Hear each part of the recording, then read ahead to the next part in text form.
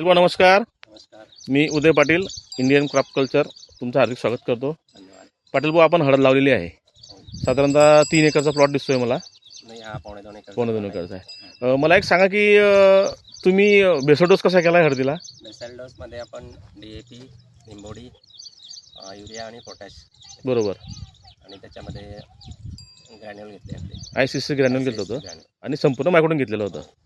त्याच्यानंतर तुम्ही 10 ते 12 दिवसानंतर मटेरियल टाकल्यानंतर आपण फर्टिगेशन केलेलं आहे त्याला. हो. फर्टिगेशन तुम्ही काय केलं होतं आणि तुम्हाला काय रिझल्ट वाटला?